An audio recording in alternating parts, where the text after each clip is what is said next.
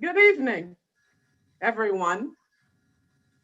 Good evening. This is Christian Fellowship again on the Zoom platform, welcoming you to one more exciting financial literacy or financial workshop, financial presentation in the final episode of our April is Financial Literacy Month 2021 financial series.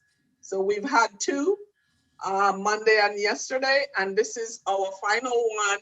And I'm about to cry. I was getting used to it. And we have a special guest for you tonight. And we hope you'll stay with us for the duration of the presentation. And we also will welcome questions and comments. As we have been doing, we would like you to hold your questions and comments for the end, after the end of the presentation, at which time we'll have a question and answer session and be able to facilitate your queries. To start the program, however, we will invite the presence of God, because we are a church, we are a Christian Fellowship Church. And at this time, we will have our opening prayer. Since the elder is not here, I will do it. So let's begin. Heavenly Father, we thank you for another day. We thank you for another opportunity to fellowship with each other in this Zoom platform. We thank you for your faithfulness. We thank you for bringing Mr. Dufault to us to facilitate this evening's presentation. As we are about to begin, give us attentive ears and help our understanding so we can utilize the information that he's so graciously bringing to us. We thank you for your faithfulness, Lord. Have mercy on us and be with us throughout this entire program, I pray in Jesus' name, amen. And at this point, we will have our scripture reading, which would be given by our illustrious treasurer, Mrs. Chung Parchment. Hi, good evening, everyone. Our scripture for this evening's presentation is going to be taken from Matthew chapter 6 and verse 33, and I'll read the New International Version. And it reads thus: "But seek ye first the kingdom and all his righteousness, and all these things will be given to you as well." Here ends the reading of the word.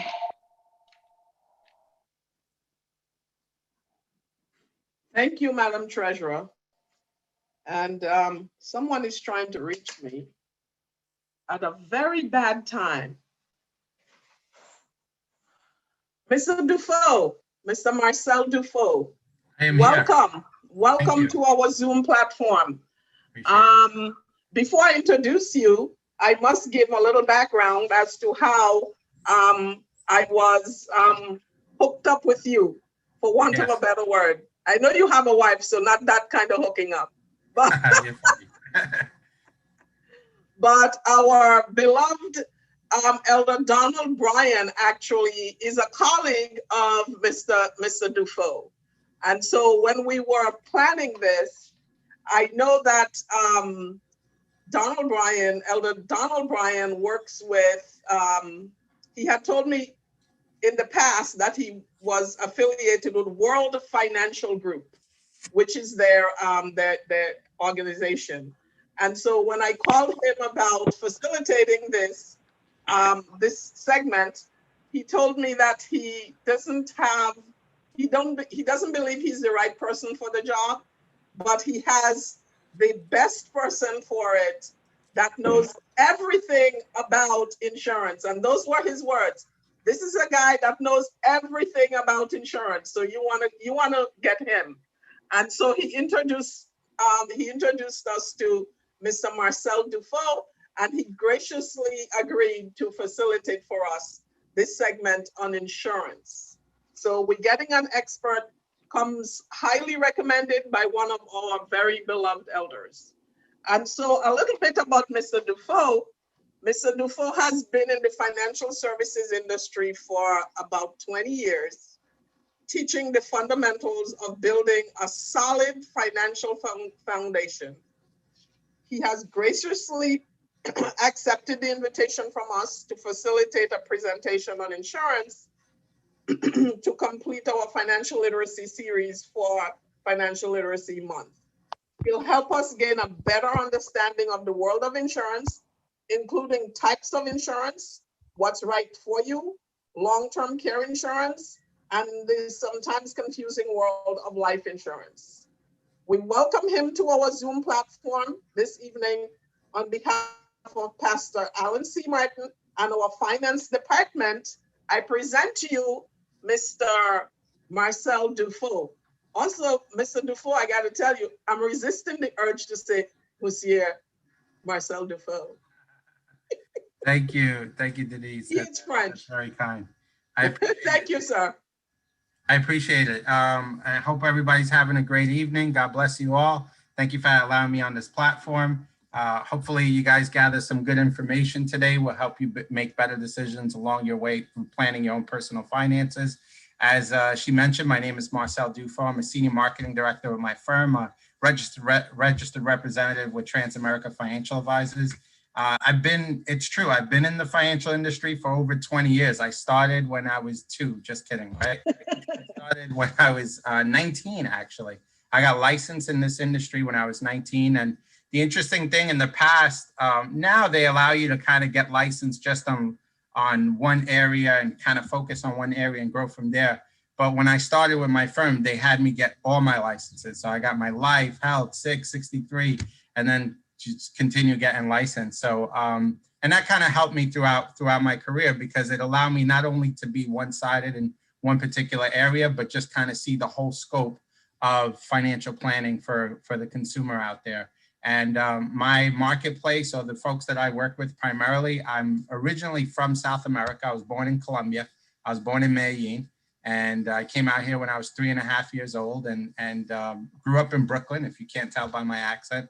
And, you know, ever since I've just been working in this industry, when, like I said, when I got started when I was 19, and it was tough at the beginning, because a lot of people didn't take me serious. I was really young, and people were like, what do you know about retirement? You still don't know anything about life, kid.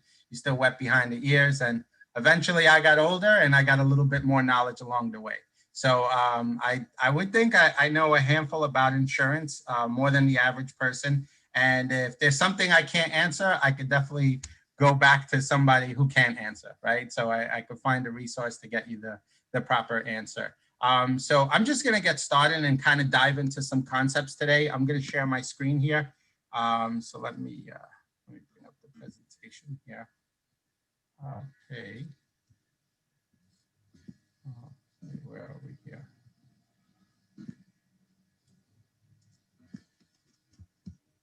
Sorry about that. Let's bring this here. So basically our focus is, as a firm, is to focus on helping families build better financial futures. There's a lot of financial companies out in the marketplace, but the key difference between what we do and many of these organizations do is the fact that we focus on helping families. And yeah, a lot of financial companies do focus on helping families, but the reality is they focus on helping affluent families. And then you have 95% of the marketplace that really gets overlooked by the financial services industry. So we're bringing concepts, products, and services that are typically reserved for the wealthy, and we bring it on a mass scale and teach everybody about what it is that they need to do when it comes to saving and investing their money. A little about our company. We're a World Financial Group. We're part of a even larger organization called Aegon. Aegon is a Dutch company. They're based out of the Netherlands. They're actually considered to be one of the world's first insurance companies. They date back to the 1850s. And in the US, they own a company called Transamerica, which dates back to the early 1900s. And so basically, we're broken up in a couple different divisions. We have Transamerica Financial Advisors, which is the brokerage house, the broker dealer. So it's investment services. We have World Financial Group, which is the insurance agency. And basically what we do is that we bridge both the insurance and investment industry, and we bring it together for a consumer so that they don't have to go outside and kind of, I was having this conversation earlier about a week or two ago with Denise, we were discussing that for a long time, the financial industry is kind of very segmented. You have insurance companies that just focus on insurance and investment companies that pretty much focus on investments. But then these two worlds don't communicate for the consumer. And in order to be comprehensive for the client, you need to have both areas covered and kind of have both having synergy with each other. These are some of the companies that we represent in the marketplace. We do everything from retirement planning to college funding. Our focus today is obviously insurance, so we're going to dive deeper onto insurance concepts. But this is just to give you an idea of all the stuff that we work across the marketplace. And these are some of the companies that we represent as well, from Allianz to Prudential to Jackson to AIG. I just sent in an application to AIG today because it was for a client that just had like a special risk situation. And I figured if the US government backed them up, then they wouldn't have problem handling the risk for the consumer, right? So, so we work with a lot of different insurance companies along with investment companies. So our focus is to teach individuals and families about what's called the 4 cornerstones of building a solid financial foundation. So whenever you're saving and investing for your future, you want to make sure that you consider these 4 areas. So this is kind of like the checklist that you run your money through. And, you know, interesting thing, yes, we are talking about insurance, but at the end of the day, insurance is an investment, right? Insurance is an investment that we make amongst ourselves for our legacy and most importantly for our family, right? And for our future generations. So both play a major role, both investments and insurance. But the 4 cornerstones, what it shares is that we want people to make sure that if they're saving and investing for their future, they have their bases covered. They have all 4 bases covered. The first base is the foundation of it all, which is protection. You know, a lot of time people focus on the growth stuff, the fund, the real estate investment, the property development, the maybe the mutual fund or the 401k that they're building up. Now, you know, maybe your nephew's getting rich with Bitcoin and cryptocurrencies, right? So you have all of these stuff that everybody focuses on the growth part, and they don't really look at too much the protection part, because the protection part involves many times the worst case scenario. But in adequate financial planning, the protection is the foundation. Because if you really think about it, let's say if I'm building, let's say an IRA, or I'm building some sort of retirement plan, and the limit is, let's say it's about $6,000 a year I put into the IRA. And all of a sudden, I put it for 2 years, I put $6,000. So in 2 years, I put $12,000. And let's say that grew a little bit with interest, et cetera. So let's say I got like $13,000, for example, inside that IRA. But then something happens to me, God forbid, right? I'm knocking on wood, I have wood here. So something happens to me, and now I leave my family that $13,000 in that IRA. So I was focused on the growth part of saving the money, investing the money for the future, but then the protection part was neglected. There was no insurance in place. So there's nothing that compares to what protection can do instantly. What it does is it creates an instant estate for that family. And as I was sharing earlier, I had a scenario just 2.5 years ago with a client who was a friend of mine. He was 52 years old. He was healthy, or at least the doctors, the insurance companies considered him healthy enough to underwrite him. And he went out for a jog one day and came back home, said, honey, I'm not feeling well. Next thing you know, stroke. Next thing you know, hospital. 2 weeks later, gone, right? And the wild thing is that a year before that, about 1.5 years before that, he said, hey, Marcel, I want to get some additional coverage because I just brought this home and I want to make sure that my wife doesn't have the burden of the home. He had a pretty large family, he had 5 children.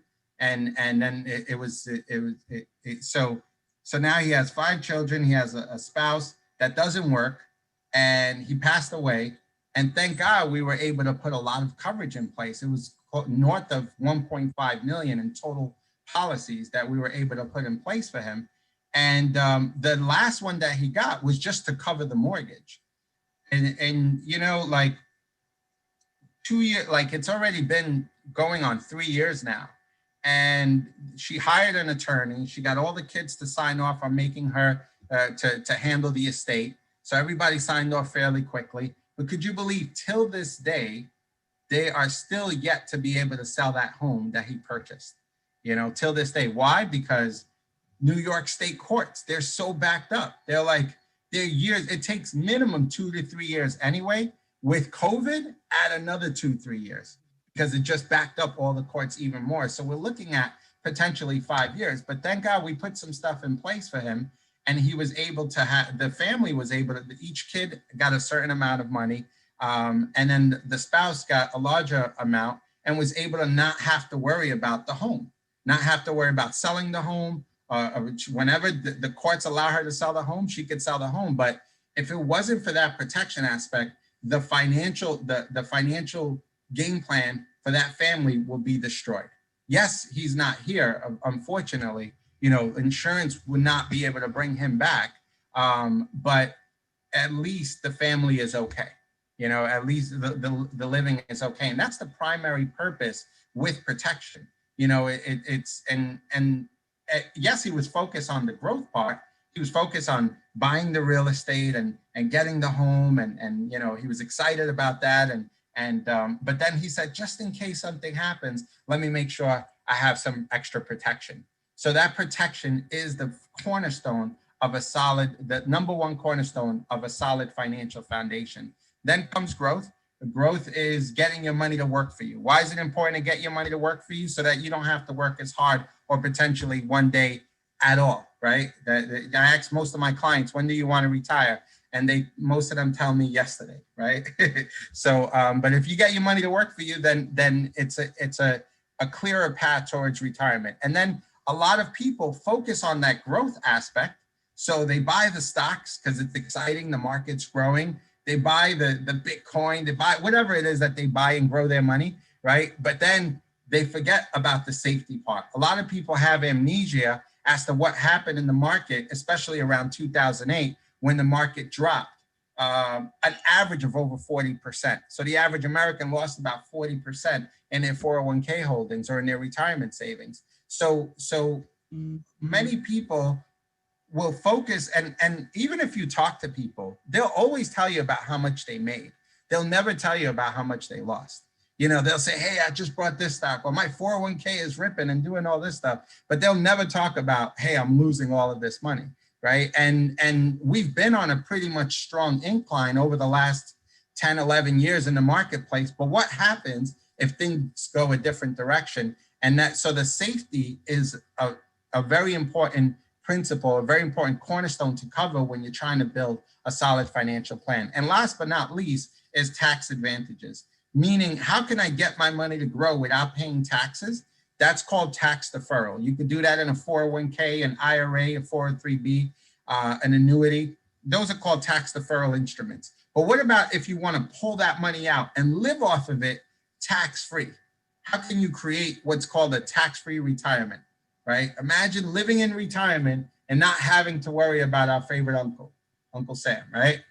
He's not really our favorite uncle, right? So, but imagine, you know, so basically what we do is we help people understand what are some areas that you could grow your money, not pay taxes, that's called tax deferred, and then distribute the money free from taxes as well, that's called tax advantage. So the more cornerstones that you have in your financial game plan, the better off that you are. When you look at this, you have to think of, like, let's say you're out at sea and you're in a boat.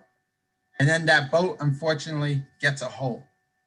You're in a small boat, a fishing boat, let's say, and you get a hole in that fishing boat. And what happens? Eventually, if you don't have somebody come rescue you, right, then that boat will go down, right? So when you look at your financial plan, if you don't have these 4 cornerstones covered, then that boat will eventually go down, right? But it isn't a boat, it's our financial life, right? It's our financial well-being.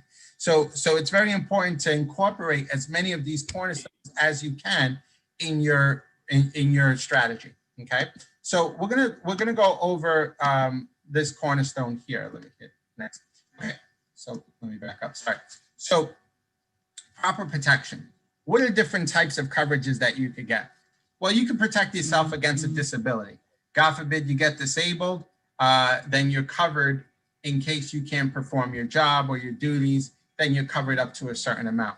It's easier for professionals, right? Somebody that's a professional to get disability coverage than usually somebody that's, let's say, doing construction work or something like that, that's high risk. But for the most part, there's short-term disability, and then you have your long-term disability. Most jobs, many times, they provide in their group insurance benefits, they provide short-term disability. But if you want to get long-term disability, then you have to seek an outside policy. Then you have long-term care, right? What is long-term care? That means if you can't take care of yourself. That means if you need somebody to help you with your daily livings. What are your daily livings? Anybody here, let's say, for example, in the medical professional, let's say in the nursing, work for a hospital. I was thinking I could see you guys, but all you guys have your cameras off, right? Okay. Actually, Mr. That's Dufo, when that's you're in- probably 70% of our church are Yeah, it's okay. care professionals. You know, in my firm, when we do client meetings, it's fine. But when we do trainings, our executive, she's like, turn your camera on. And they're like, really? Right? So it's okay. Don't worry about it. You don't have to turn your camera on here. So basically, but anyway, I just wanted some volunteers, right? So what was my question? I lost my train of thought. Healthcare professionals. Healthcare professionals, right? So anybody in the healthcare industry, you know, like it's if you need assisted living. So if it's over 90 days, then that's considered long-term care. So if you can't take care of yourself and you need assisted living with things like what? With bathing, dressing yourself, feeding yourself, toileting, transferring, the kind of the things that we take, showering, the things that we take for granted in our daily life. You know, my wife last year in the snow, she fell down.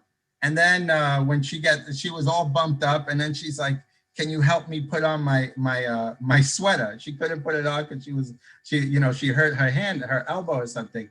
And then I'm helping her put on her sweater. And then she's like, you think I qualify for long-term care now? Right? It's like, so, but it's the little things that we take for granted. If we can't do it for over a certain period of time, then we will require long-term care coverage. And what we do is we teach people how they can get long-term care in a more effective way, in a cost-effective way. Because if you're buying a standalone long-term care policy, it could become very expensive. You know, I'm getting short on battery here. Give me 1 second, guys. Are you? Oh, I'm getting a battery. Denise, I might need you to interject. I might just need to switch computers. Give me 1 second. I'm not sure why I'm getting short on battery here. Oh, maybe because it's not plugged in. Oh, sorry.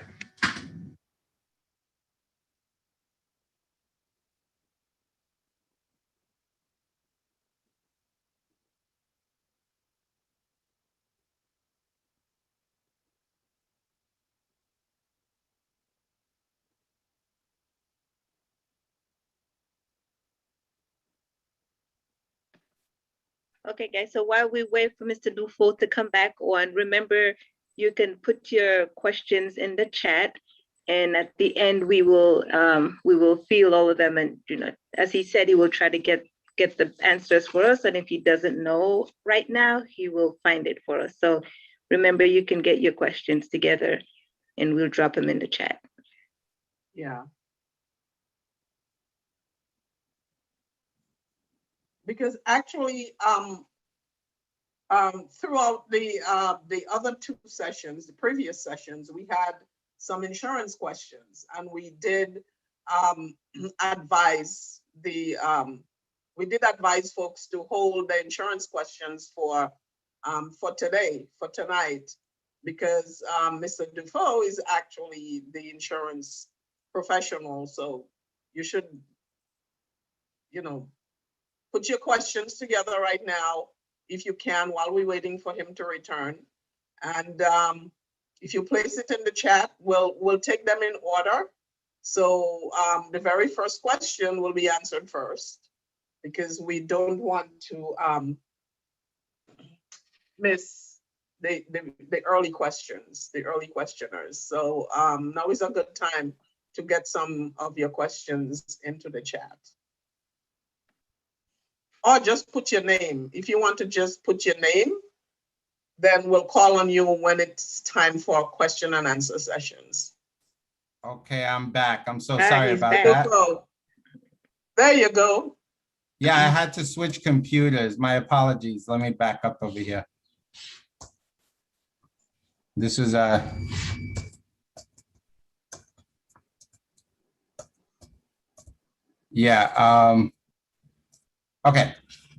Let me Right, just that's turn, where we were. yes, that's where we were. Let me just turn the volume up here. You guys can hear me okay? Yes, we can. Okay, perfect. So if you guys can hear me okay, then we're good. So basically we were talking about proper protection. So we were talking about disability, long-term care. So what I was saying is that you can actually buy coverage now in a policy where you can have your permanent life insurance, but at the same time, you can add long-term care coverage to that policy. And a lot of clients really like that now because they don't like to have a long-term care policy where they're paying a couple $100s a month for, and then a life insurance policy where they're paying a couple $100s a month for. So if they can just add it as a rider, then it becomes a more effective way to get planning. Now, there are some advantages and disadvantages of doing that, but for people that really don't have long-term care, it's a great way to supplement an idea of having long-term care for the individual client, right? So, and then there's insurance against retirement. A lot of people don't know that they can actually insure their retirement portfolio, and I'm not talking about life insurance here. You can actually buy insurance to cover your retirement. And that's probably a time for a different topic. We could dive deep more in particular as to how that works.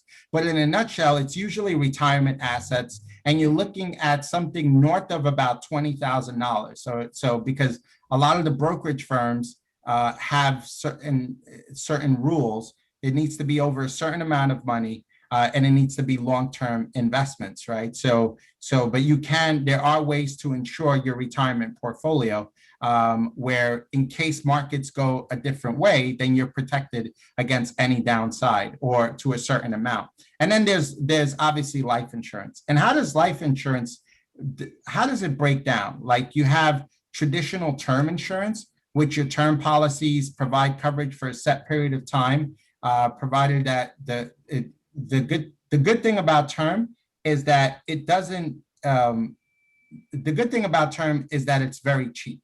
It's inexpensive, especially when we're younger. The bad thing about term is that it becomes expensive later on in life, right? Or when we try to renew that policy. So term policies are less expensive than permanent life policies, which can build cash value over time. Okay, so at the beginning, term is very cheap. For example, let's say you have a 35-year-old male gets a $500,000 policy term in 20-year term. It might cost them close to maybe $30 to $50 a month in premium, right? For that same policy to have it as a permanent policy, it might cost them anywhere from $250 to $500, depending on what they're doing with the policy, the company, et cetera. So there's nothing wrong with term insurance. It depends on what the client's looking to do. Like everybody's different. Everybody wants coverage for a certain period of time. So we're not biased in the way that we provide insurance coverage for clients. It comes down to what the client's looking for and what they're looking to do. Like some people want permanent coverage. Some people want to be able to build cash in their policies. Some people don't, right? Some people say, hey, I could do, like I had a client that I offered him a permanent policy, and he was like, he's a car dealer, right? He works as his own dealership out in Florida. And he's like, yeah, Marcel, like, why would I do that when I could loan out? He leases out these like he sells these luxury cars, like luxury BMWs, but then the folks buying the cars, they don't have the best credit history. Otherwise, they would have went directly to the BMW or those guys, right? So he sells them the car, and then he finances the car, and then he's getting like 12, 13, 14, 15, 16% interest on financing the deal, right? So he's like, why would I put my money there when I could get double the interest with my business? I said, okay, well, you might want to diversify the risk, but if that's the case, then we could just do term. So everybody's different. It's how they see things, how they invest, et cetera. But for the most part, term insurance, it provides a lot of coverage for a temporary time for a lower premium. In the later years, it does become more expensive, because that $50 a month premium for that 35-year-old, when that person is 55, let's say 20 years later, then that premium will go from like $50 a month to like $500, $800, even potentially more per month if they try to renew that policy later on. So it could become very expensive, and I've seen it happen. And then you have permanent coverage. Now, permanent coverage stays in effect as long as premiums are paid and or there's enough cash in the policy to support the cost of insurance. Many permanent policies allow the policy owner to allocate net premiums to accounts that can potentially grow over a period of time. So you do have policies that are more designed for cash accumulation versus just pure death benefit. Again, it depends on what stage the client is in their life, what they're looking to do, what other type of retirement assets they have, et cetera. So everybody's different, and that's why we run a financial analysis to figure out what we should recommend for them, right? But if you do the right type of permanent coverage, then it can not only have death benefit, but it could create living benefit. It could supplement retirement income. It could cover education expenses for children. Sometimes people use insurance as a way to build cash for their child's education. We just got approved, our son Jedi, baby Jedi, right? Just got approved for, that's his name, right? So baby Jedi just got approved for, this is actually his policy, for $1 million permanent life policy.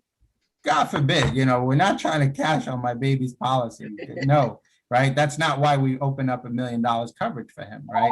But the reason we did it is as a way to build cash for his future, and in a tax advantage manner, because the money that grows, first, he's a baby, so he's only age 0. So the cost of insurance for $1 million is almost nothing in comparison.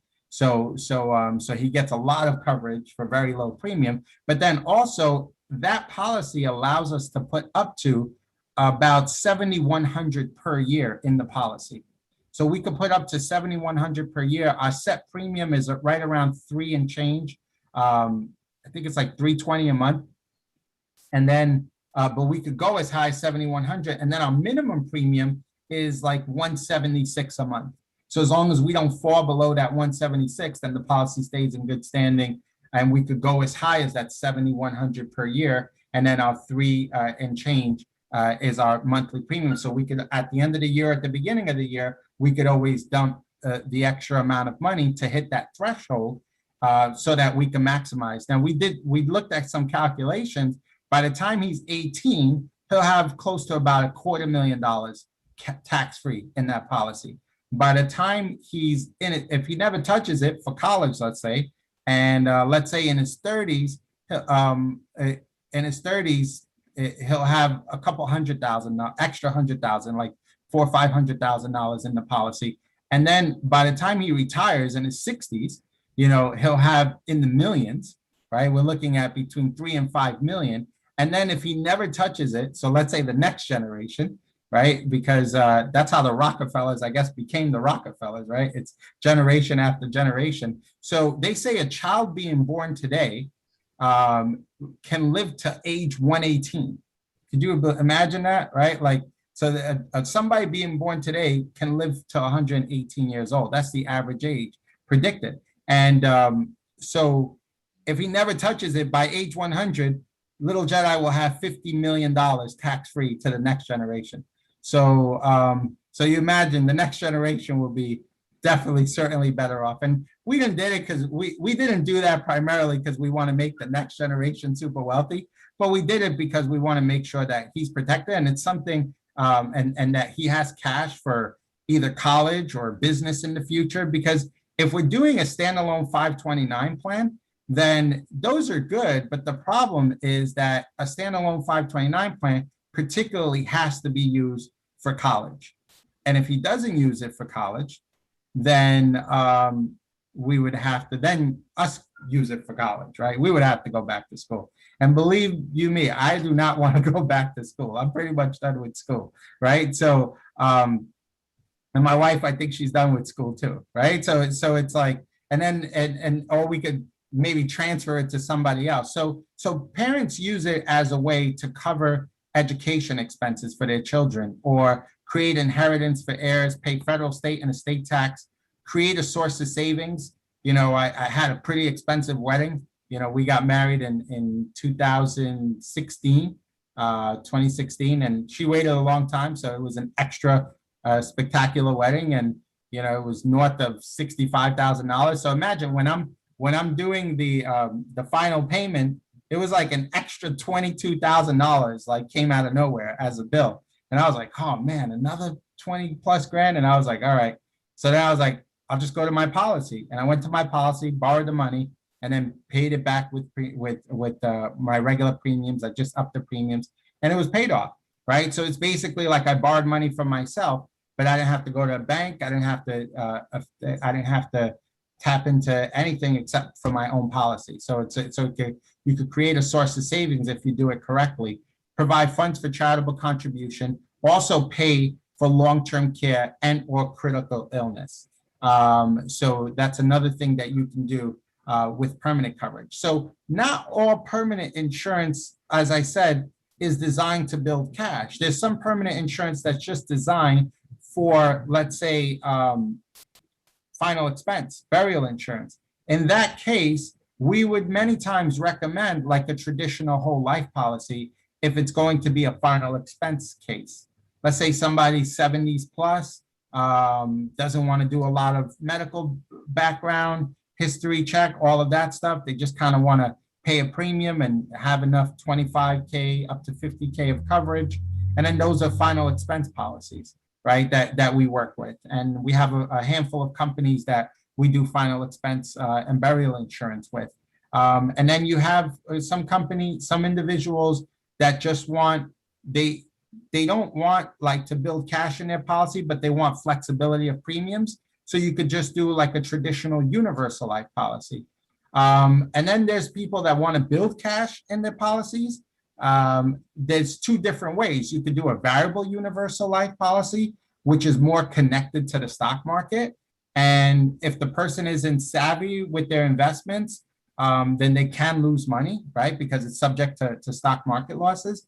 And now they've came up with a new type of product that came out a long time ago, but they've upgraded the program over the years, which is something called Index Universal Life. And it basically what it does is it mirrors the market indexes, but then because it's backed up by an insurance company, it provides guarantees against losses. So, so there's all different types of insurance that a person can consider.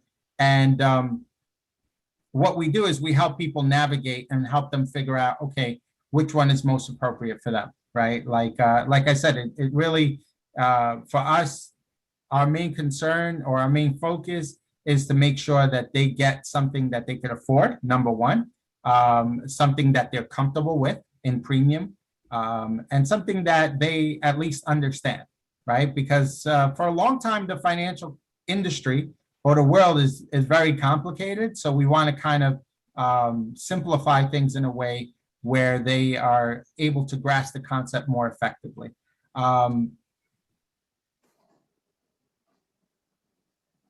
So I know Denise mentioned you guys learned a little about Rule 72, right? So I'll just shed really quick on Rule 72.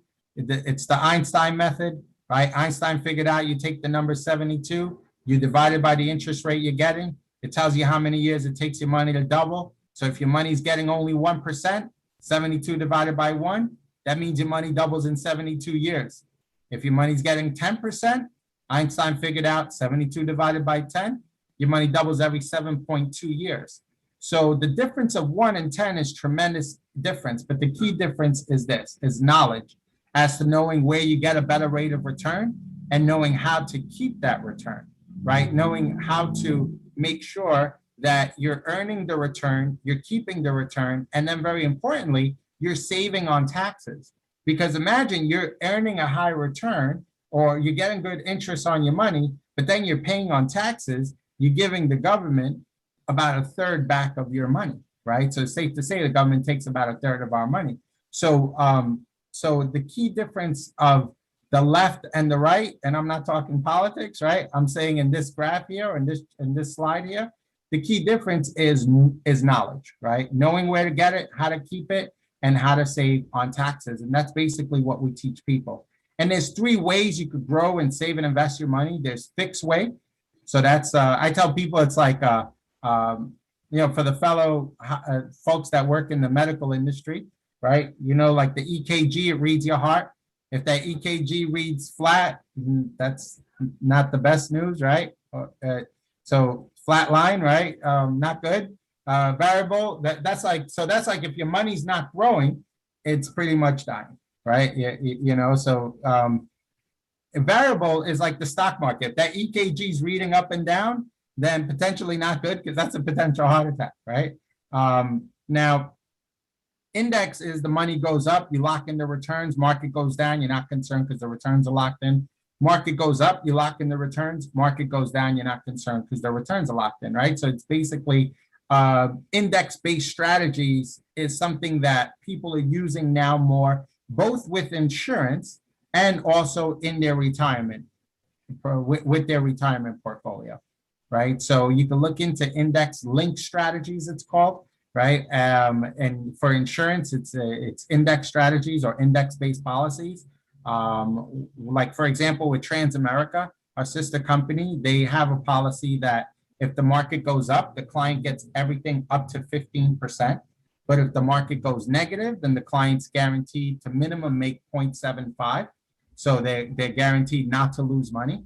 And an interesting thing is that even during COVID, they because an insurance company has the ability to lower that rate, like for that maximum, so they get 15%, but an insurance company has the ability to lower that cap.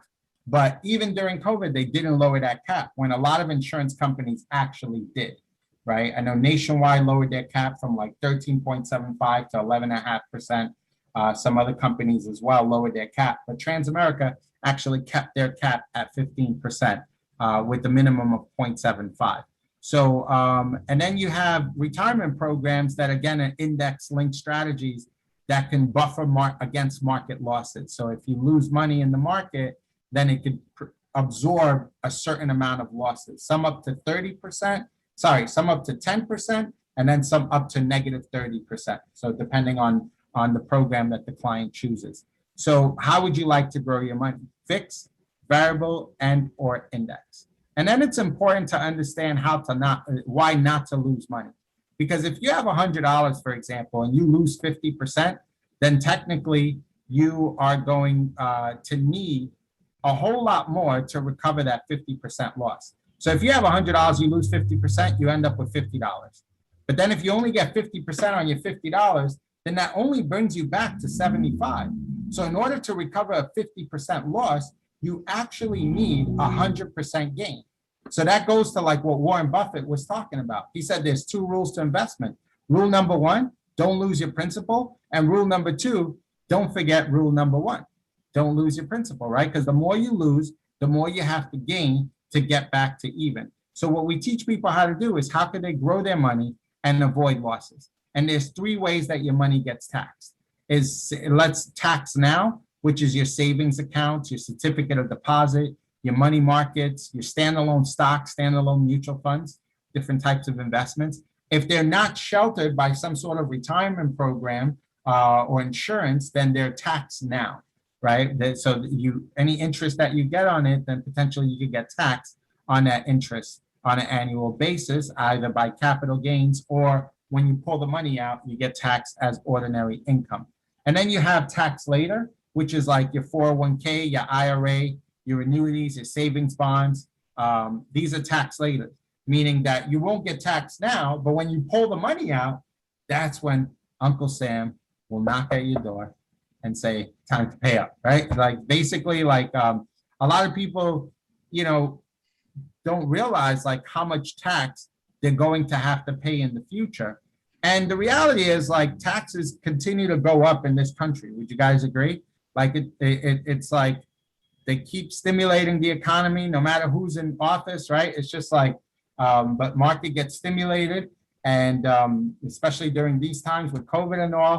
So imagine this is more debt that the more money the country has to print up, more debt. And of course it's necessary, because without some of these stimulus, like some people would not even have money to eat, right? So it's very important. But where would they get that money back from? You notice how things play side by side. For example, like they'll say, hey, we'll give you another round or another 2 rounds of PPP, right? And we're also going to extend the tax season for another, I think they're May 17th. So they send it out another month, because guess where people have to basically get their tax situated, make sure that they're filing correctly so that they can apply for these loans, because where are they going to get the money from? Eventually it'll be from taxes. So most people will be in agreement that chances are taxes will continue to go up in this country. So imagine if you're saving all of this money in, let's say, your retirement plan, like a 401k plan. A friend of mine recently told me, I have $1 million in my 401k plan. He's a pretty young guy. He's a partner at a company. He's about 38 years old. He's been saving for a while. And I was like, oh, that's pretty good. But I said, that's kind of like Monopoly money. He's like, what do you mean? I said, it's not really you have $1 million, because try to pull it out. And he's like, well, that's true. Because if you pull it out, like, then guess what you got to pay? Yes, you can loan up to a certain amount, right? But while you're employed, but when you're retired, you can't loan it. So you got to pull it out and tax it as ordinary income, right? And a lot of people don't realize that they'll get taxed on these instruments, right? And then there's tax advantage. So for example, a Roth IRA, is tax advantage program. Money grows without paying taxes. And then you can pull the money out free from taxes as well, right? You have up to a certain amount that you can put in per year, and it's certain income requirements. It's based on the income that a person makes per year. I believe it's like 175. After that amount, for husband and wife, you get phased out of putting money into a Roth IRA. And then there's cash accumulation, again, an insurance policy. That's with permanent insurance. And that's what we teach people how to do. You guys know, like when I was like 21, 22, I was like 22 years old, and I opened the biggest insurance account for somebody when I was in my office. It was the biggest insurance account of that office. It was a $10 million life policy. And the guy who purchased it was 34 years old, top trader, the #1 trader for his bank, right? He was making $15 million a year. Imagine at 34 years old, that's a nice chunk of change, right? And he didn't really need life insurance, but he came to me for it, right? And basically, like, his background was, we found out that was actually, he had a master's from MIT in actuarial science, which is actuarial science is basically the study of risk. It's people figure out, you know, all of these probability, like if 100 people drive a red car, X amount are going to get stolen, and this is how much we're going to charge you for your insurance, kind of deal, right? So it's like basically the study of probability and risk. And so he had a master's from MIT in that, and he figured out it was cheaper to pay the cost of insurance on a $10 million life policy than it was to actually pay the gains, than it was to actually pay the taxes on the gains, both on the distribution and also both on the accumulation and also on the distribution phase. So one time I did a plan for a lady who was actually a nanny, but she wasn't any nanny. She was like a nanny for a very special family. It was the Rockefeller family. And when we sat down with her, and she's already pretty much retired. She still works like pretty much like a certain amount of hours per week as a nanny. And I said, look, you have 3 ways you could grow your money: tax now, tax later, or tax advantage. So I said, tax it now, we could set up some investment funds for you. We could do some managed money or some mutual funds.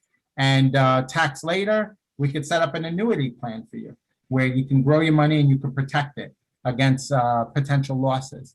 But you will be taxed on the distribution. Or tax advantage, we could set up some sort of permanent cash value life policy for you. So I said, which one do you want to do, right? And then she said, well, she went to the right side, right? She said, I want to do it with insurance. And I said, well, what makes you say that? She's like, I'm a nanny, but her client, she's telling me about her client, which is the Rockefeller family. And she basically said that many years she worked for them and they told her, don't leave your money in the bank, like find good insurance, permanent coverage, and use it because it will protect you, protect your family. It will protect your assets, right? And you could grow your money inside if you do it correctly.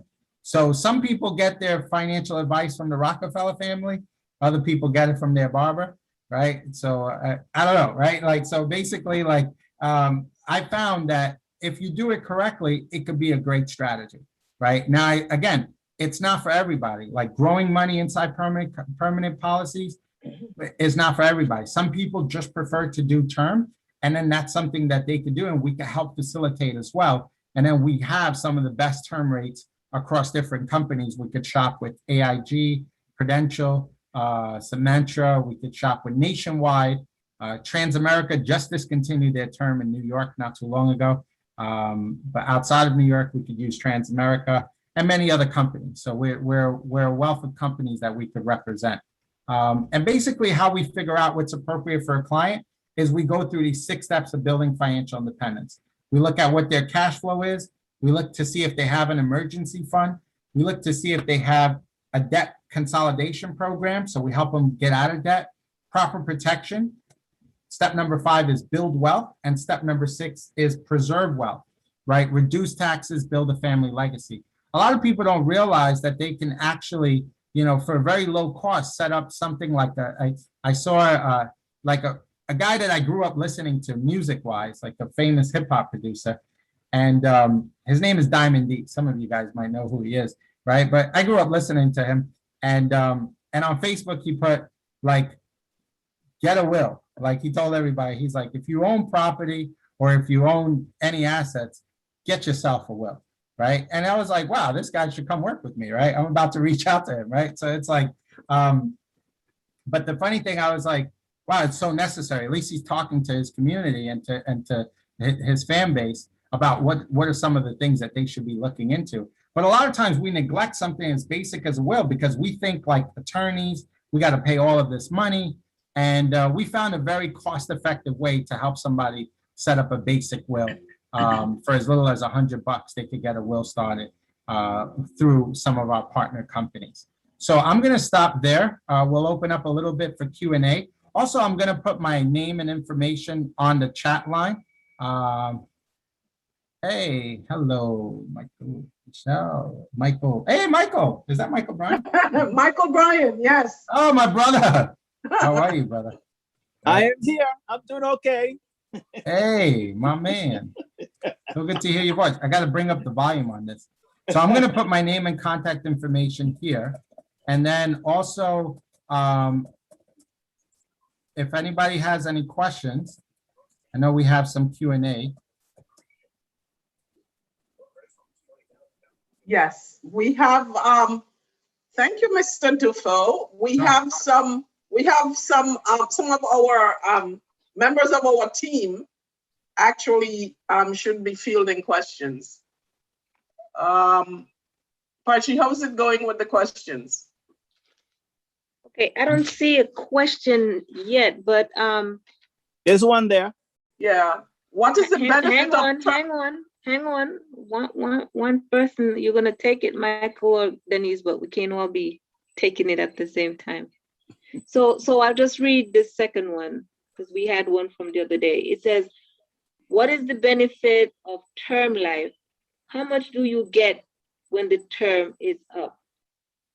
So the benefit of term life is that it's inexpensive. during that term. So if you could get a 10, 5, 10, most people go for a 20-year term policy. So the benefit is that it's the cheaper way to get coverage temporarily. That's the best part about it, is that you get a lot of coverage for very low cost. The disadvantage is that when that term is up, you're out of coverage. So meaning if you have a 20-year term and you, God forbid, something happens after the 20 years, year 21, 22, 23, then the person is out of coverage then. So basically what we do is, basically they're out of coverage. So that's the disadvantage. That's the biggest disadvantage with term coverage. So they will not get anything if the term is up, unfortunately. Okay, we had a question prior. I'm just gonna say what I can remember about it. They had it, the question was about index universal life Sure. for a child. Mhm. Either the index or the variable life insurance for a kid. I don't know if you want to talk a little bit about both of those, how they work. Sure. Yeah, I mean, for a child, either or, I mean, the variable, because you have a long time to weather the storm of any market ups and downs. So you might be able to scale a better rate of return with the variable, but of course it's subject to market risk. With index, you could at least assure that there's not going to be any losses because the insurance company will absorb that loss. The advantage with the variable is the fact that it's lower cost because again, the client is absorbing most of that risk, you know, of the policy. So the index, because they're providing the guarantee, so then the policy will be a little bit more expensive with the index as far as cost of insurance goes. I'm looking for my charger. As far as cost of insurance goes versus the other one. Mm-hmm. Does that make sense? Yes, it does. I don't know if you can, I know you said the index is based on the cost. Can you just like throw some random number in terms of how much one will cost against the other?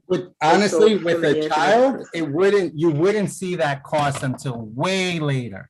Because at the beginning, it would almost be like, it's not even compared. You really don't see the cost on these programs, the cost variations, until you're looking at around 25 years or 30 years or older, you know? So, so with the child, like it's later on in the policy where it would become, where you would see the cost variation. Because again, if you're doing an index policy, then you're paying for that guarantee. Versus with a variable policy, you're absorbing most of that risk. It would be hard because I don't have the quoting system right in front of me right now. But you could certainly just reach out to me, like through my contact info right there, and I could get you more accurate quotes and do side-by-side comparisons with both a variable and also an index. Oh. Mm-hmm. So the person who had that question on Monday, hopefully you could just reach out to us. If you cannot see the number and the email address and phone number for Mr. Dufo, just reach us to Denise and she'll get that information for you. And then we'll make sure you get the best answer possible. Another question in the chat is, what about a custodian Roth IRA for a child as compared to a universal policy? Yeah, I mean, it's fine. You could do a custodial Roth IRA. The issue with it is that you're subject to those IRA rules, you know, so you're subject to the IRA rules, and also you're subject to taxation, you know, so you're subject to tax of an IRA. For example, IRAs, you have your 59.5 rules, you have your money could grow tax deferred, but when you pull the money out, you're subject to that tax, right? To paying taxes as income, or if you do it prematurely, there's penalties, etc. So the advantage that an insurance policy will have over that child IRA is the fact that it's tax advantage. The advantage that custodial IRA will have is that there's no cost of insurance involved, right? So then they get more pure investment versus having some of the money taken out to cover the cost of insurance and then have the rest of the money growing from a tax advantage standpoint. So it just really depends on what the long-term goal is for that particular family and what they're looking to do, right? So I tell you what I did for my family. I did a index universal life for my child versus doing a custodial IRA. I just found it more beneficial than having to lock up my money until he's 59 and a half, you know? Okay, one more question. What kind of policy do you suggest for retired aging persons between the age of 65 and 75? Sure. That all depends on, one thing is their health. Depends if they're healthy, then we can go for like maybe it really depends on their health, and also it depends on how much coverage that they're looking for. Because if they're just looking for like just final expense, then we can do like a final expense traditional whole life policy. If they're healthy and they're looking to put more than just a set premium, then they can either do a universal life because it has more flexibility, or they could potentially look into an index policy, but we would have to assess the situation altogether for that particular scenario that the client has. So it's not one set, like it's not one shoe fits like this age group. It really depends on what the full objective is for the client, but they could consider either a traditional policy like final expense, if it's under 50,000 of coverage and maybe their health isn't the best. If they're healthy and they have a little bit more than extra to put in, because I have a client right now, like they're 65 and 67. The husband isn't that healthy, but the wife is pretty healthy. And they have a lot of money that they built through their retirement plans. So they don't want to put their money in traditional whole life, because then, they want to take money from their 401ks because they're going to get forced distribution. And they want to take that money and they came to me, they said, we want to do what Ed Slott teaches, right? Ed Slott is this guy that comes out on Channel 13. He's like this renowned tax advisor. And basically he talks about these strategies that you can take money that goes from taxable, like your 401k, and move it into never taxed again, like, for example, cash value life insurance. Now, if you do that, if you're looking for accumulation, you either want a variable, but then a variable could be high risk for somebody at that age group. So you could look at an index-based policy. But if you're just more focused on coverage and set premium, then you're either looking at a traditional whole life or a universal life, because you have those set numbers. Mr. Dufault, I have a question. I'm not sure it's a question. I think it's more like clarification. Sure. And the index policy, how is it different? What are the benefits if we're comparing that to the basic annuity? It's very hard to compare to an annuity, because an annuity has like an annuity has more designed to provide a set guaranteed of retirement income. There's obviously older annuities. I'm looking for my charger here. Okay, there we go. We're good. Let me just make sure it's plugged in. I don't want to get kicked off again. Okay, good. So can you rephrase the question again?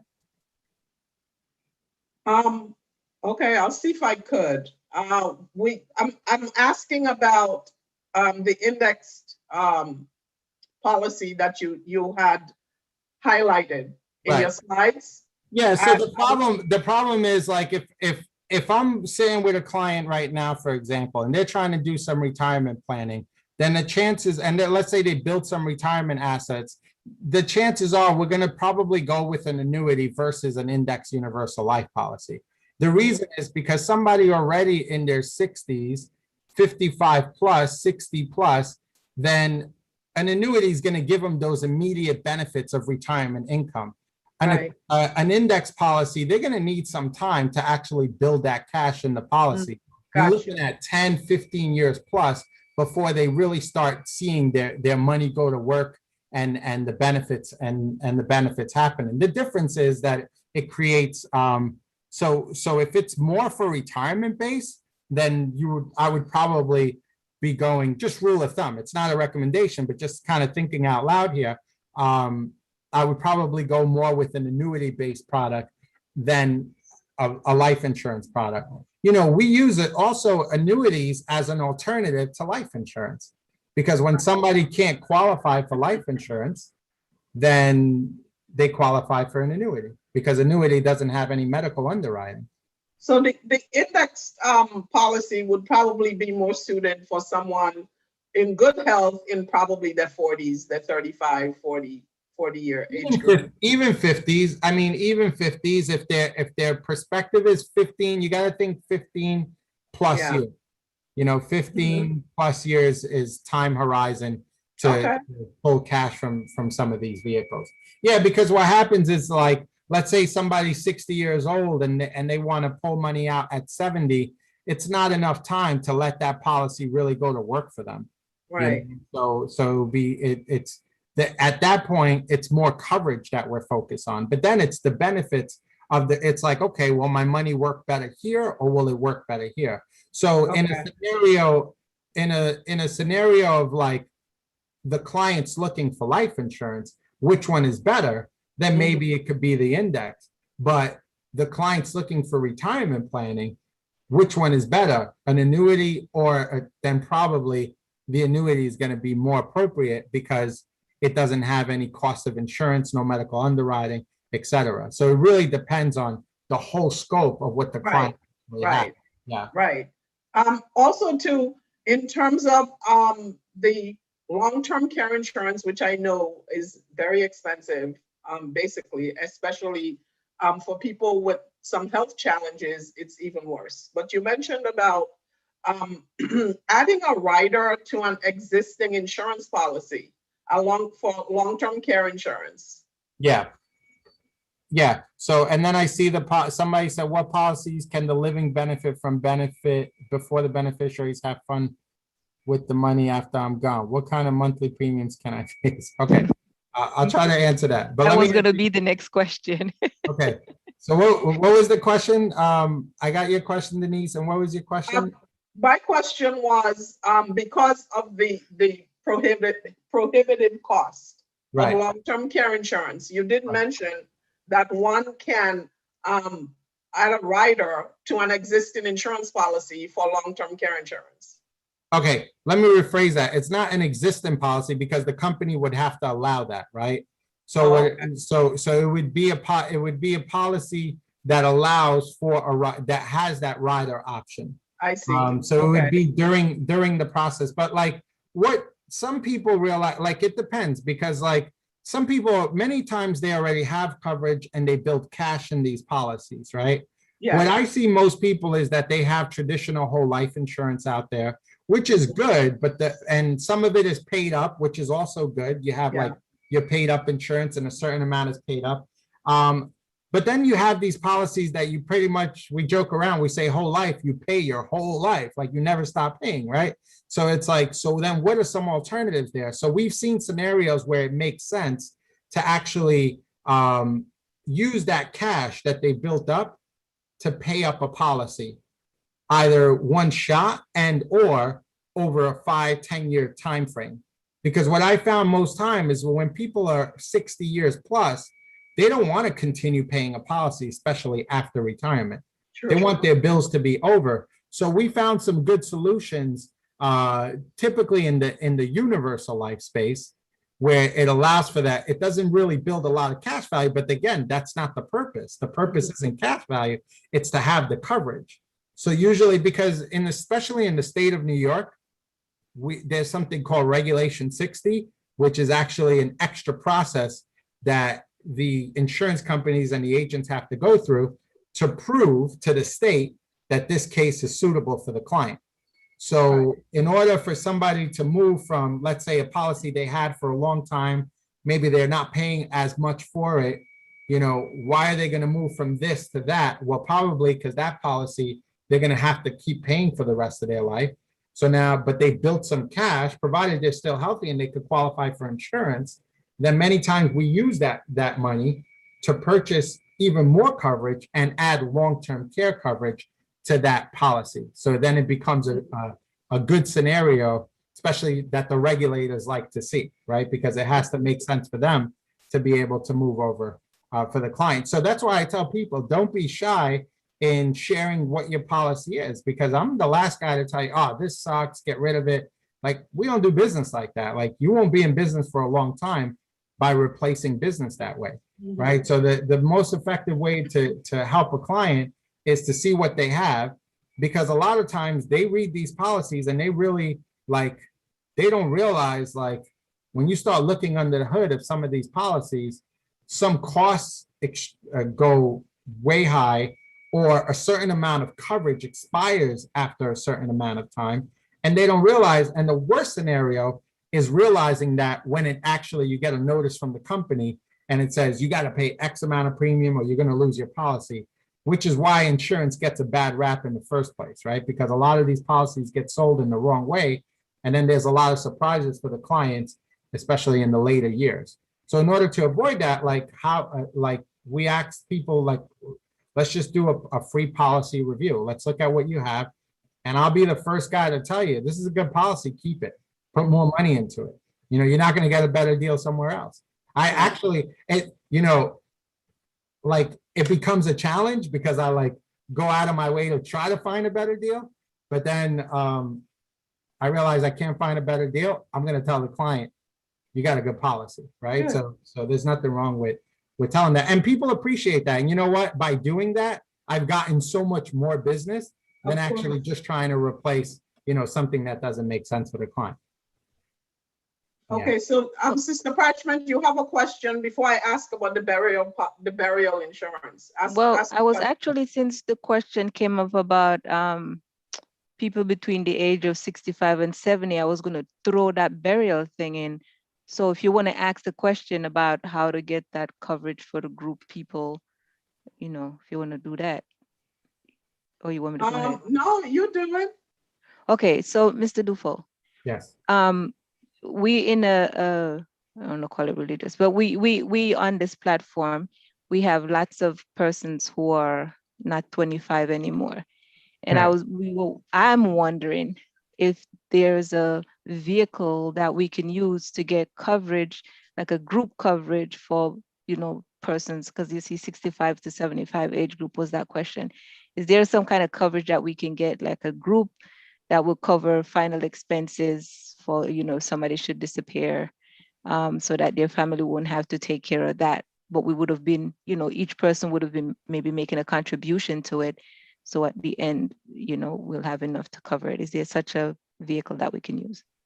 I could inquire. I mean, it usually, because group coverages usually are provided by Employers. yeah, organizations that, like, employers, exactly, so that they you know, and it's added. Even like Transamerica has a pretty good group policy available. But I could certainly just I'll ask some companies and certainly get back to you or Ms. Denise and just find out more in detail if that's even a possibility.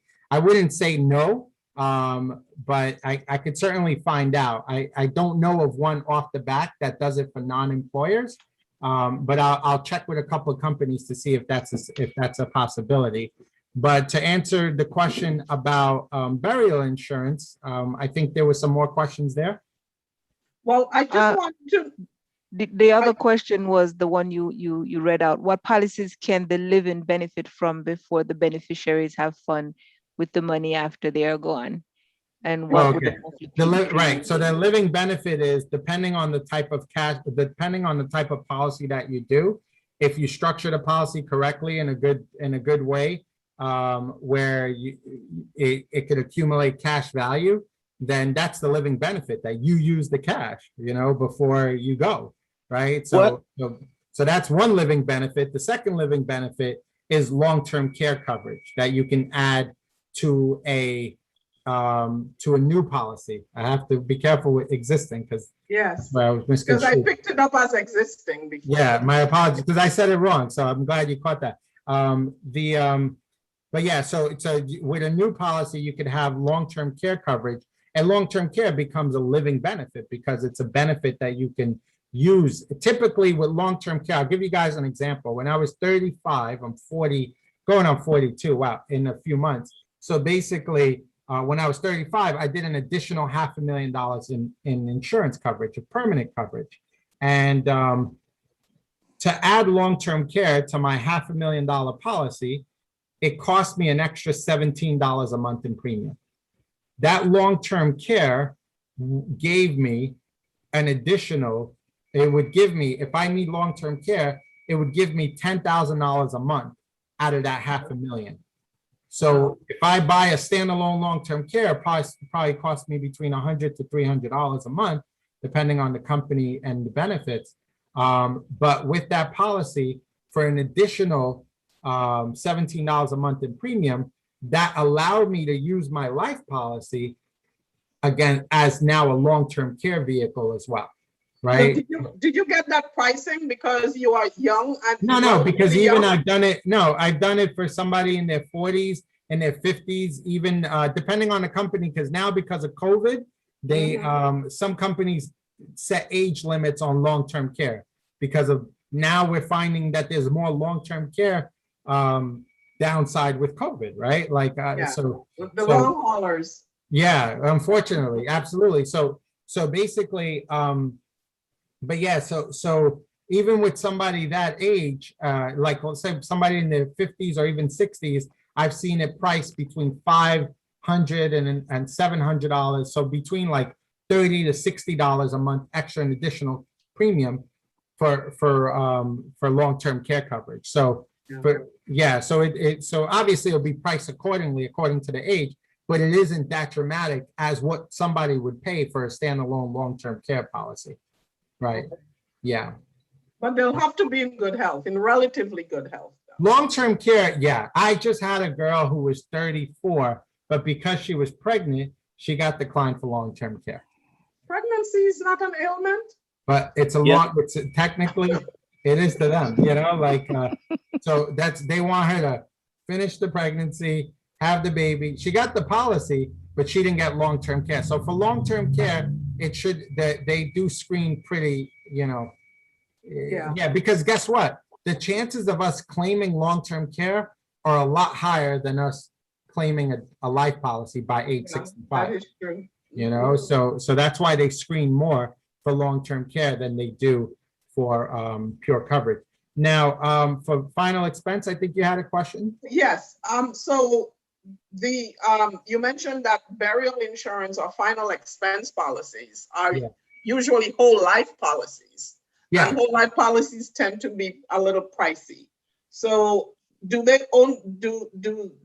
that only option for burial expense, a whole life policy? No, but the reason why, most insurance companies, they provide a final expense policy. They do it through whole life because basically that's their version, to answer the young lady earlier who asked about the group. That's their version of putting things like in a group's way, because they're not screening so individually for that client. They're just more setting, it's more old school, like they're giving us a rate sheet pretty much, and it's age, smoker, non-smoker, and that's pretty much a male or female. That's basically what they're going off of. And then they'll ask like cancer, like they'll ask the big questions, but it's literally like a 2-page application. If anybody's ever done a life insurance application, it's like, you're buying a mortgage almost, right? But like with final expense, you're usually doing like a very quick application, and they're categorizing it more in a group setting. So that's why you're paying. And the reason why they do it with whole life is because, the client is not really focused on building cash with a final expense policy. They just want their burial to be covered, a little bit more money for the grandchildren or whatnot, right? So it's really, they're not really too concerned about building cash. Like I get people, they're like, that's for the young people. I don't want to bother with that. Give me something happens to me, you know, then my kids are taken care of. Or most people will say, I just don't want to leave a burden, right? That's their language to me. And then that's why we would get them a final expense policy. And it's that set, they pay it with a set premium, you know, and that's the whole purpose of whole life, that it's guaranteed premium, guaranteed coverage. Yes. The difference with variable and index and all these other policies is the fact that there could be variability in Yeah. the premium, depending on the volatile. performance of the policy. Yeah. Yeah. Okay, so let me throw one more question in there. Hypothetically, there is a whole life policy with the cash value, Mhm. right? And you got a chunk of change in there. Sure. How do you go about getting some of that out? Out to use or Yeah. out to, Well, out to use, or how can you maximize the benefits that's there, the money that's accumulated? yeah, so all that comes down to the loan, and the loan, rates on that policy. So, and that's the key thing, and that's what people don't pay attention to, because what happens is that the agent will tell them, oh, you could grow your money in this policy, you can make cash, and look, you can have X amount of money, and by the time you pull that money out, they're charging you like 5, 6, 7, 8% for that money. So, and then if you don't put that money back in, the policy blows up on the customer, right? Meaning it lapses. So that loan rate that the client is paying is very key. The loan rate, the interest rate, and that's just inquiring with the company. If I borrow money from this, because you could take money out of a policy by 2 ways. You could take a withdrawal. That means you could take out what you put in. That's called a withdrawal, right? The reason why a lot of our clients don't like to take withdrawals, or we advise against it many times, is because it would affect their total death benefit. It's like they can't replenish that death benefit. At least with a loan, if they put the money back in, then they could replenish the death benefit. Like they take, let's say they have a $500,000 policy, they built 50,000 in cash, they take 50, well, that's too much, but let's say they take $40,000 out of that policy, then they're left with $460 in death benefit, right? So what happens with the so that's the issue that people are facing, right? It's the loan rate. So when they borrow the money, at least if they put that money back, that $500,000 gets replenished. But if they take a withdrawal, then they can't really replenish that death benefit. You follow? So Mr. Dufault, So now I don't have know. even more questions with Hold that. on a second, Sister Parchment, because I have a whole life policy that I have been able to withdraw part of the accumulations without any problem. And I have also been able to take a loan against the accumulations. Of course, I did make the monthly payment, and the interest rate that you just mentioned, that's a significant thing that I know most folks don't think about when they borrow, but I'm able to borrow from the accumulations, and I'm able to withdraw some accumulations if I want to, right. without affecting the face of the policy. Okay, so that means that you have more, that's fine. That means that you have more cash value than you initially purchased. But Yes, what happens is, Absolutely. right, so what happens, but many times, especially if somebody has like a level death benefit, then if they take the money out, right, it could get complicated, but the point is that it just really depends. But that loan rate that you're paying is very key, right? So Yeah. to answer the young It lady. tends to be high. Say, It tends yeah, to it's be high. high, yeah. Yeah, like Nationwide's cheap. Like they charge 3.9% interest, but they credit you 3%. So in the first 10 years. So technically, you're only paying 0.9%. Hmm. After 10 years, they lower it on gains. So if you borrow your gains, they lower it to 3%. They credit you 3%. So it's a wash loan. Yeah. Transamerica charges 2.75 on their new policies, because on their whole life policies, they charge like 6-7%. But on their on their new index policies, they charge you 2.75, they credit you 2%. So you're paying 0.75 for your money. Yeah. After 10 years, they lower it to 2%, credit you 2, so you technically have a wash loan. So again, it's beneficial after 10 Yeah. years. And also what I would advise is that people speak with the insurance company, because it may be that some insurance companies, their rules are slightly different for the same scenario. Yeah. So it's good to just talk with your insurance company. They may be able to offer you something that is, going to be agreeable to you. Yeah, and one thing that you could ask the insurance company for is in-force illustration, running the scenario that you're asking for. So like I had a client recently, her insurance needs change and she wants to reduce her premium, and then she wants to reduce her death benefit because she doesn't want to pay it too much longer. She feels the kids are older now. So it's fine. So we ask the insurance company, say, hey, can you lower this amount of coverage by X amount every year? And then you have other clients that they want to take out money. So whatever amount of money you're predicting to take out, ask them to run a scenario, an in-force scenario, withdrawing the $1 million that you want to pull out. Just kidding, right? Yeah. But you get my point. That's very effective, actually. Yeah. Yeah. Yeah, you could do it that way. Absolutely. Mr. Parchment, you have another question? Well, I'm a little fuzzy on the not being able to take the money out without it reducing your death value, whatever. Well, Maybe I you could said that wrong. borrow, but then you just have to see how much. It all depends on the insurance program that you have, the company, etc. The plan is very key, right? The plan that you have, whether it's a whole life or universal. But the problem with some of these policies is the fact that when you take money out is when the danger comes from the policy. So is the policy designed to accumulate cash and then withdraw cash? Yeah, Some of these policies are designed from the beginning. Yeah, that's the question right there. Is the policy accumulating cash that you have access to? Okay.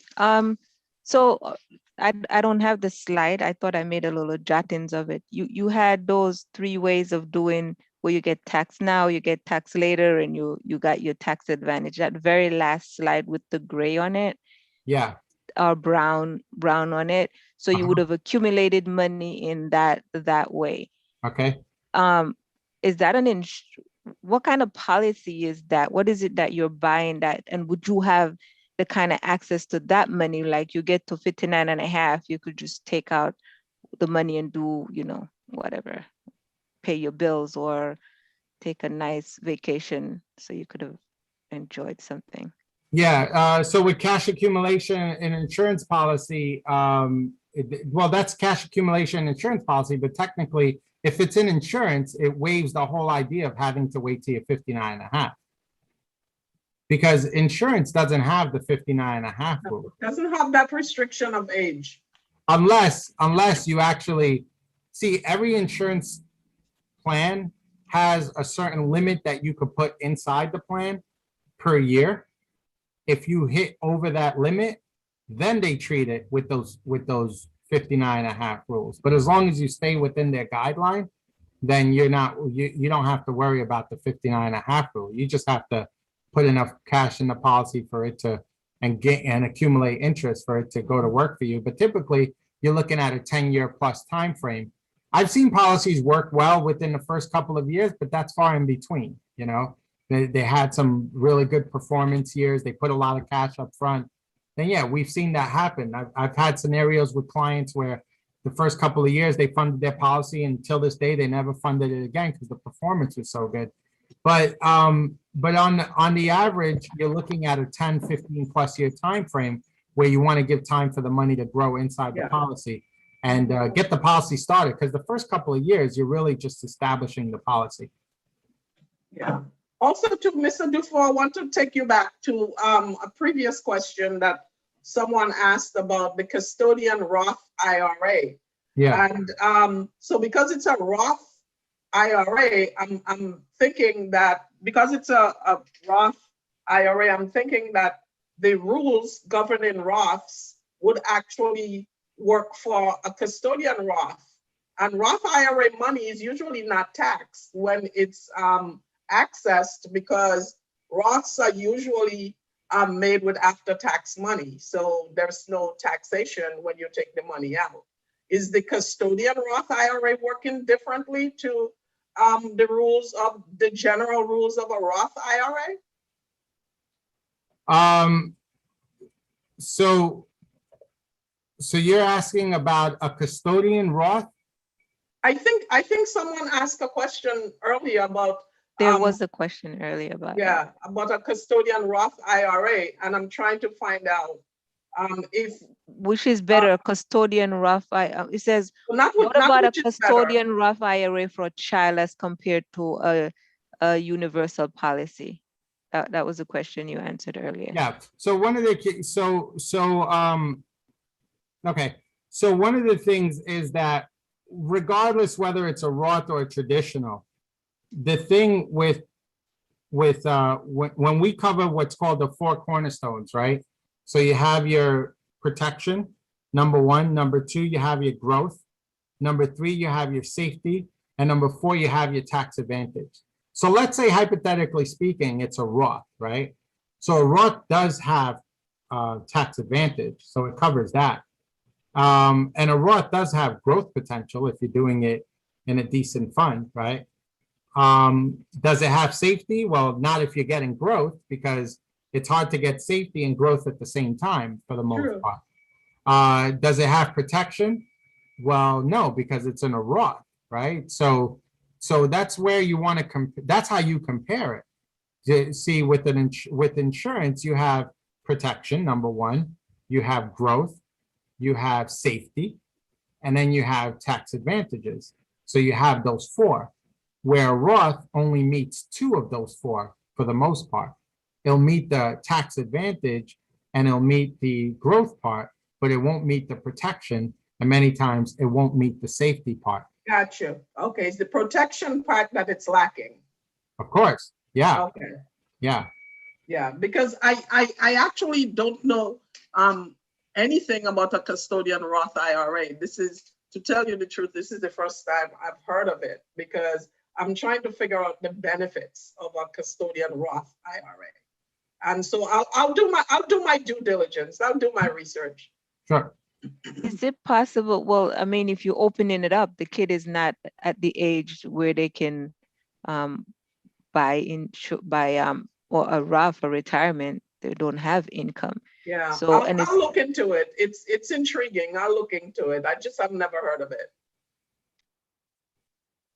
Yeah, for the most part, it's saying that a Roth IRA for kids requires an adult to serve as the custodian. Yes, Right? absolutely. So a Roth IRA for kids provide all benefits of a regular Roth IRA, but it's geared towards children under the age of 18. Minors cannot generally open up brokerage accounts in their own name until they're 18. So a Roth IRA for kids require an adult to serve as a custodian, right? So It may be a tax advantage thing for the adult. well, for the most part, so it's saying here that a custodian IRA is an individual retirement that a custodian, typically a parent, holds for a minor with an earned income. Once the custodian IRA is open, all assets are managed by the custodian until the child reaches 18 and or 21 in some states. All funds in the accounts belong to the child, allowing them to get started early on saving money. In addition to reaping the benefits of compounded growth, your child may be able to use the funds for future expenses like college tuition or even buy a first home, because you have those same rules, first-time home buyer, Yeah, that kind of thing, but then you're limited up to a certain amount, right? So that's the key thing, like, so ready to get your child, so that's basically, so custodial. so that would be for children who actually, like child actors, children who earn significant amounts. Well, of I mean, I seen it happen, like, I had a friend that had a restaurant and his child gave out flyers for the restaurant, and he was like, so he had a certain amount of earned income and he put the money in a child IRA. Because I've seen it in scenarios like that. Yeah. But for the most part, I don't see it a lot for certain college planning, Yeah. retirement planning. I have never seen it. I have to look more into it to see what the benefits are. It's intriguing. I'll look into it. Mhm. Sister Parchment, any more questions? So persons on the line, if you want to raise your hand, if you have a question, we're also going to open now to those on the phone. If you have a question that you'd like to ask Mr. Marcel, this is your opportunity. We kind of winding down. Yes, because we So have. if you have we any have- questions, please raise your hand and we'll call on you. And for persons on the phone, just let us know that you have a question and we will, allow you to ask your question. Yes, and Mr. Dufo has a baby, so we don't want to keep him too long. He's been here a long time. So we'll do another 5 minutes or so if someone has a question.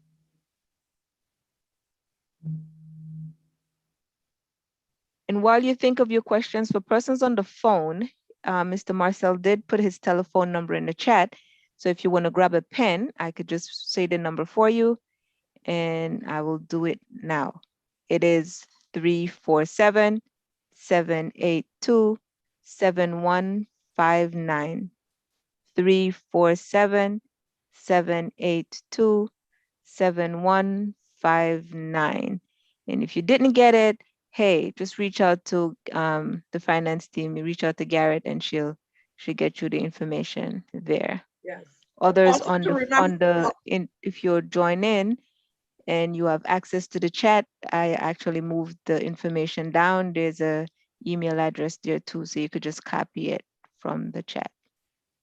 And also, Mr. Dufo is a colleague of our dear Elder Donald Bryan. So if you can't find me and you have access to Donald Bryan or Michael Bryan, they also are able to make contact for you with Mr. Dufo. We have a question. Oh, are your PowerPoint slides accessible to persons?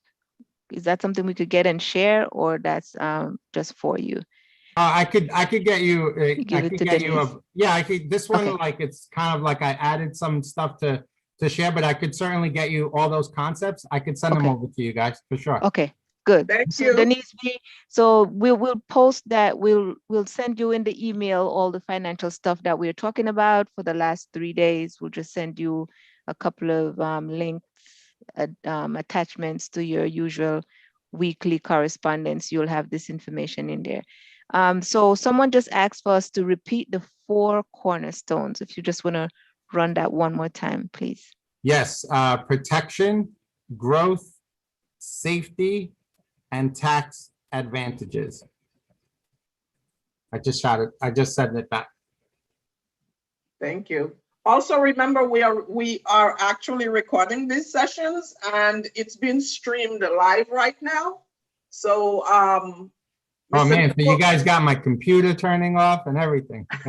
Mr. Dufo is all over the place. Yes. Everybody's seeing him right now. So That's okay. yes, we can get the information, and Mr. Dufo would send me the appropriate information that I can actually share.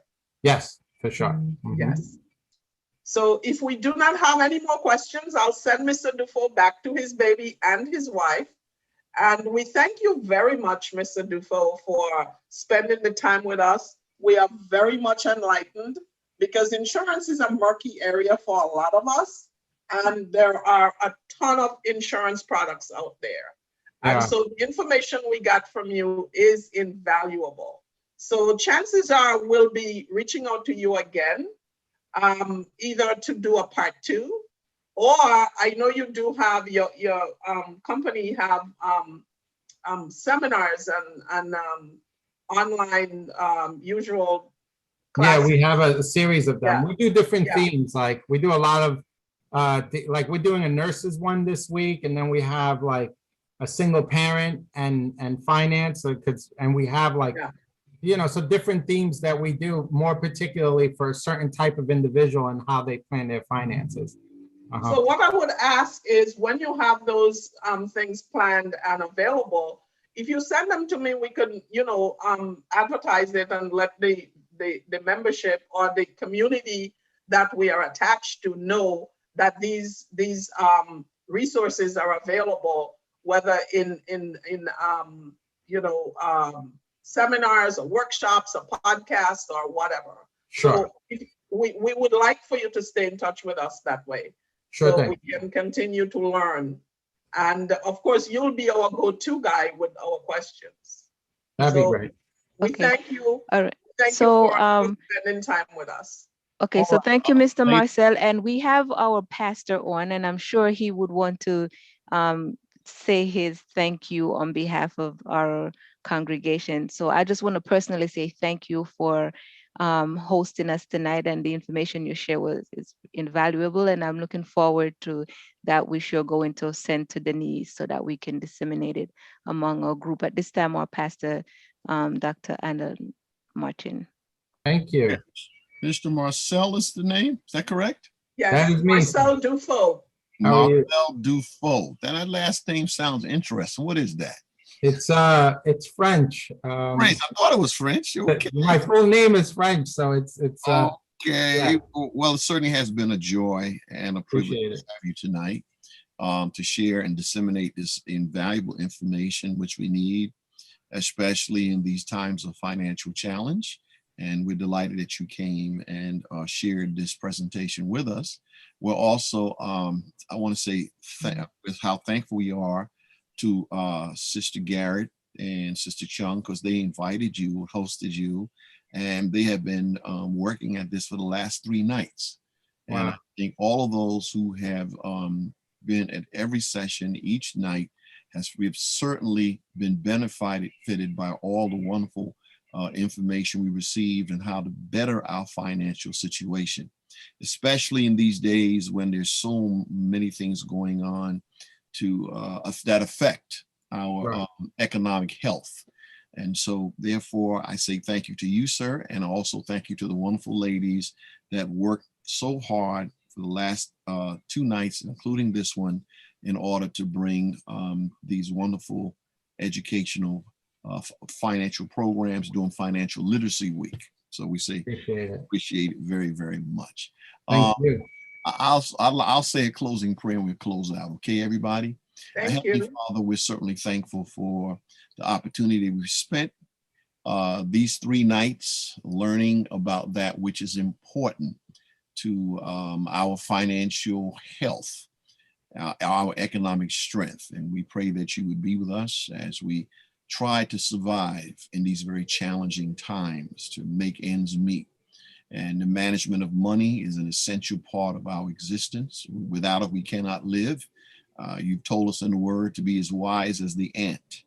And so therefore, we're trying to use practical sense by having these particular programs to do just that. Be with our guest, Mr. Marcel, who has come, Lord God, to help us. We appreciate his work tonight. And the 2 wonderful ladies from our church, Sister Denise Garrett and Sister Janet Chung. Bless us as we close these series of meetings. Bring us back, oh Lord God, on the weekend for our services, when we'll have special services. In Christ's name we pray, amen.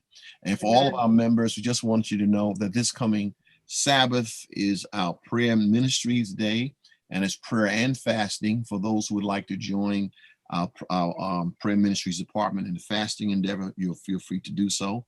I just wanted to share that information. Good night, everybody. God bless Thank you. you. Thank you. Have a you. good night, Mr. Dufault. Thanks for Good night. coming. Thanks, Thank you. Pastor. Bye-bye.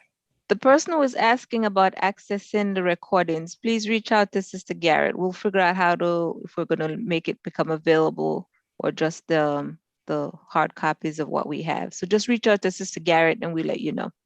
Thank you, everyone, and looking forward to seeing you on Sabbath. Have a good night. God bless. Have a good night. God bless God you. bless. Bye. Bye-bye.